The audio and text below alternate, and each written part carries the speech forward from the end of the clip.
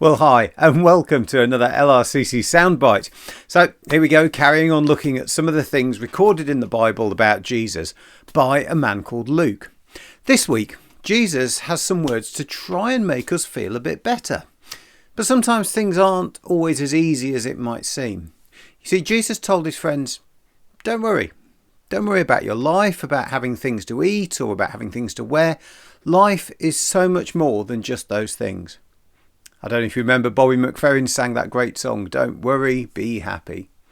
I guess here's Jesus getting in with the same idea. But how can that work? Because life is complex, life is busy. We all have things we need to do. How can we just sit back and relax?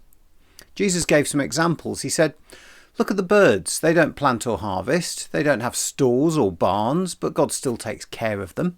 And aren't you so much more important than birds? Okay, so far Jesus is still saying not to plan ahead, not to be concerned with where our next meal might come from. I wonder what he said next. Can worry make you live longer? Okay, good question. I understand that medical evidence suggests that people who are full of worry and stress don't live as long as those who are more relaxed. So, yeah, that might sound like some good advice. And then Jesus goes on to say, there really isn't any point worrying about things that we have no power or influence over. Well, that makes sense, I suppose. I suppose, take the way the fuel prices are rising at the moment, gas and electric. We have no power to influence it. But then I'm sure I'm not alone in worrying about the impact of that, not just for myself, but for people wider, people in our community, people around who are already struggling without more rises coming along. So maybe let's look at the next bit and see what Jesus says. See if that gives us a better clue. God knows what you need, so put God's work first. And these things, that's all these immediate needs you've got, things like food and drink. These things, Jesus says, will be yours as well. Okay, so I wonder if there's a few things Jesus is getting at here. Here's what I think are the key things. If you're worried about something, tell God and ask him to help. Even when we're in the middle of loads of stuff, God can still give us peace and take that worry away.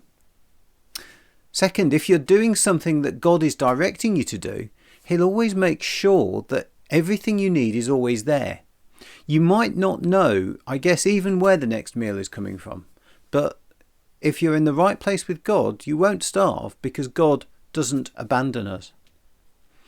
And the last one, God wants us to have him at the centre of our lives. He doesn't want us to be consumed by trying to get money or possessions or other stuff to give us some form of, self-security. God's answer is that there's only true security when we know him and ask him to help us.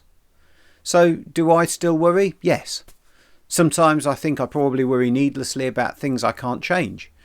But I do get peace from God when I remember to hand things over to him to worry about.